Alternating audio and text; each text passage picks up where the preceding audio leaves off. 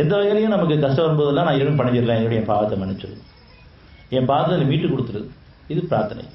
யோசனையில் போனேன்னு சொன்னால் நான் இதை ஒத்துக்க மாட்டேன், மீண்டுறதுக்கு சில வழியை வச்சுக்கிறேன். ஏதோ ஒரு வகையில் நான் மீளணும், மனிதனை கொண்டோ அல்லது அறிவை கொண்டோ பொருளை கொண்டோ அல்லது நமக்கு தெரிஞ்ச உபாயத்தை கொண்டோ அல்ல மற்றவங்க சொல்லக்கூடிய போதைகளை கொண்டோ மீளலான்னு பார்க்குறோம். ஒரு காலம் மீள முடியாது. என்னுடைய கஷ்டங்கள் காரணம் நான் தான், இறைவனே பாவங்களை மன்னிச்சு என்னை மீட்டு கொடுத்துட்டு, திருப்பி இந்த கஷ்டம் நுழையக்கூடாது, என்னை தொடரக்கூடாது, நான் யாருக்கும் தீமைக்கு உதவியாகவும் இருக்கக்கூடாது, தீமை என்னை தொடரவும் கூடாது. இப்படி நம்ம எந்த வகையெல்லாம் பிரார்த்தனை அமைக்கிறோமோ இதெல்லாம் நமக்கு வாழ்க்கைக்கு ஒரு பாதுகாப்புள்ள அமைப்பாக அமைஞ்சிடும். நீங்கள் எதை முற்படுத்தி வைக்கிறீர்களோ அதை நிச்சயமாக இடம் பெற்றுக் கொடுவீர்கள். இப்பயும் பெண்களையும் சரி ஆண்களையும் சரி மறைவாகவோ வெளிப்படையாகவோ கஷ்டங்கள் இல்லாமல் இல்லை. அது மன கஷ்டமோ பொருளாதார கஷ்டமோ உடல் கஷ்டமோ இதுதான் சரி.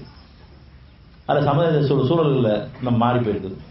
என்னுடைய மனம் தெளிவானதான் என்னுடைய மனம் அமைதி அடையும். அமைதி அடைஞ்சால் உடல் ஆரோக்கியம் அடையும். அதுக்கிற சூழலும் மாற்றி அமைக்கப்படும். மனசில் பலவிதமான குழப்பங்களும் இருக்கும் பொழுது, பலவிதமான உணர்ச்சிகளும் இருக்கும் பொழுது என் உடலும் கெடும், சூழலும் மாறும், கெட்ட சூழல் உருவாயிடும். நம்ம எல்லாருமே மனசில் குழப்பத்தில் இருக்கிறோம், உஷ்ணத்தில் இருக்கிறோம். இறைவனை நினைச்சா மட்டும்தான் குளிர்ச்சி. நீங்கள் நினைக்கலாமே உஷ்ணத்தில் ஆயிடுவீங்க, நெருப்பாயிடும். சொல்லவும் செய்வோம், நெருப்பு நெருப்படும் போதான்னு சொல்லி. எப்போ நீங்கள் இறைவனுக்கு நினைக்கிறீங்களோ அப்போ குளிர்ச்சி. பெரும்பாலும் இறைவன் நினைக்கிறதுக்கு பதிலாக பொருளையும் மனிதனையும் நம்ம அறிவையும் நம்மளையும் நம்மளை சூழ்ந்திருக்கவங்களையும் நினைச்சிட்டு இருக்கோம்.